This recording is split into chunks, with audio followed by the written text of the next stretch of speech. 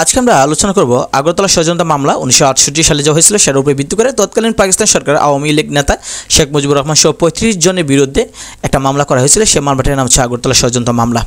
1968 সালে দায়ের করা এই মামলায় বলা হয়েছিল যে শেখ মুজিব ও অন্যান্যরা ভারতের সাথে মিলে পাকিস্তানের অখণ্ডতার বিরুদ্ধে ষড়যন্ত্র করেছিল। এই মামলাটার পূর্ণ নাম ছিল রাষ্ট্র বনাম শেখ মুজিবুর রহমান ও অন্যান্য। এই মামলাটি আগরতলা ষড়যন্ত্র মামলা নামে পরিচিত। তো এখানে লেখা আছে যে আগরতলা ষড়যন্ত্র মামলা দায়ের করা হয়েছিল 3 জানুয়ারি 1968 সালে। আগরতলা ষড়যন্ত্র মামলার প্রধান আসামি ছিলেন বঙ্গবন্ধু শেখ মুজিবুর রহমান। অভিযোগ করা আনা হয়েছিল পাকিস্তানের দণ্ডবিধি 221 ক ও 131 ধারা অনুসারে। মামলা শুনানি শুরু হয় 19 জুন 1968 সালে কুর্মিটোলা ক্যান্টনমেন্টে। সাক্ষী সংখ্যা ছিল সরকারের পক্ষে ছিল 11 জন, রাজ সাক্ষী ছিল 227 জন। আগরতলা ষড়যন্ত্র মামলা বিচারের জন্য গঠিত বিশেষ আদালতের নেতৃত্ব দেন পাকিস্তানের সাবেক প্রধান বিচারপতি এস.এ. রহমান। অপর দুজন বিচারপতি ছিলেন মুজিবুর রহমান খান ও মকসুদুল হাকিম, যিনি বাঙালি ছিলেন। বঙ্গবন্ধু শেখ মুজিবুর রহমানের আইনজীবী ছিলেন ব্রিটেনের MP sir Thomas William. Top information হচ্ছে যে জহুরুল হক হলের পূর্ব নাম ছিল ইকবাল হল।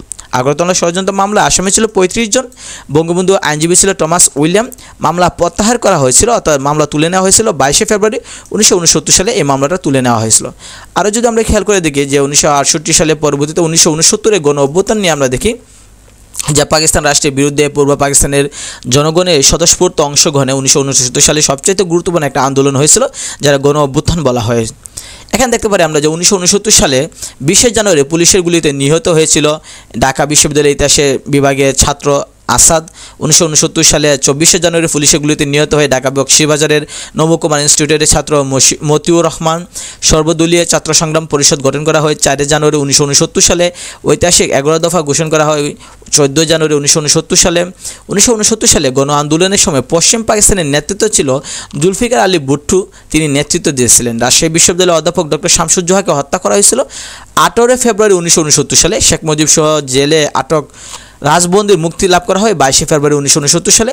শেখ মুজিবুর রহমানকে বঙ্গবন্ধু উপাধি দেওয়া হয়েছিল 23 ফেব্রুয়ারি 1969 সালে ছাত্রনেতা তুফাইল আহমেদ কর্তৃক রেসকোর্স ময়দানে, অর্থাৎ বর্তমান সোহরাওয়ার্দী উদ্যানে।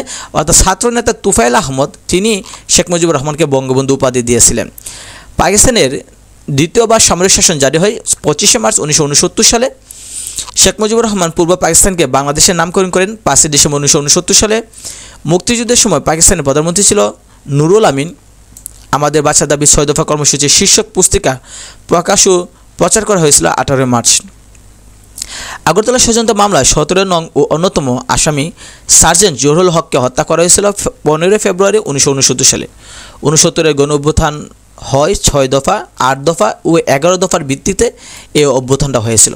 টপ ইনফরমেশন যদি আমরা খেয়াল করে দেখি সেটা হচ্ছে যে আসাদ গেটের পূর্ব নাম ছিল আইয়ুব গেট। গণ অভ্যুত্থান দিবস 24 জানুয়ারি। 11 দফা ঘোষিত হয়েছিল সর্বদলীয় ছাত্র সংগ্রাম পরিষদ কর্তৃক। স্বাধীনতা পূর্ব প্রথম শহীদ বুদ্ধিজীবী ছিল ডক্টর শামসুজ্জোহা। তো বিগত সালে প্রশ্ন যদি আমরা দেখি যে বিশেষ পরীক্ষায় আসছে যে, তারপর আমরা যদি পিএসসি পরীক্ষা যদি দেখি এবং ঢাকা বিশ্ববিদ্যালয় সহ বিভিন্ন বিশ্ববিদ্যালয় আসছে, যেমন এখানে দেওয়া আছে যে আগরতলা মামলা প্রত্যাহার করা কত সালে প্রত্যাহার করা হয়, সেটা হচ্ছে গিয়ে 22 ফেব্রুয়ারি 1969 সালে প্রত্যাহার করা হয়। জাহাঙ্গীরনগর বিশ্ববিদ্যালয়ে প্রশ্ন আসছে, রাজশাহী বিশ্ববিদ্যালয়ে অনেক প্রশ্ন আসছে, এদিকে চট্টগ্রাম এবং গুচ্ছতে অনেক প্রশ্ন আসছে যে বঙ্গবন্ধু উপাধি প্রদান করে কোথায় দেওয়া হয়, সেটা হচ্ছে রেসকোর্স ময়দানে দেওয়া হয়। আগরতলা ষড়যন্ত্র মামলা দায়ের হয় কোথায় দায়ের করা হয়, সেটা হচ্ছে ঢাকায় দায়ের করা হয়। তো নার্সিং পরীক্ষাও একটা আসছে। তো এই হলো যে 69 গণ অভ্যুত্থান সম্পর্কে যে প্রশ্ন, সে প্রশ্ন। পরবর্তীতে আমরা যদি দেখি 70 নির্বাচন নিয়ে আমরা যদি আলোচনা করি, যে 70 নির্বাচন সেটা হচ্ছে যে 1970 সালে তৎকালীন পাকিস্তানের জাতীয় পরিষদের নির্বাচন হয়েছিল 7 ডিসেম্বর এবং প্রাদেশিক পরিষদের নির্বাচন হয়েছিল 17 ডিসেম্বর। এর নির্বাচনে শেখ মুজিবুর রহমানের নেতৃত্বে আওয়ামী লীগ নিরঙ্কুশ সংখ্যাগরিষ্ঠতা অর্জন করে ক্ষমতা হস্তান্তর নিয়ে শুরু হয়, বিভিন্ন ধরনের রাজনৈতিক সংকট শুরু হয় তখন, যার পরিসমাপ্তিতে স্বাধীন বাংলাদেশের অভ্যুত্থান হয়েছিল। 1970 সালে নির্বাচন অনুষ্ঠিত হয়েছিল কোথায়, সেটা হয়েছিল 17 দফা কর্মসূচির ভিত্তিতে 6 দফা এবং 11 দফায় হয়েছিল।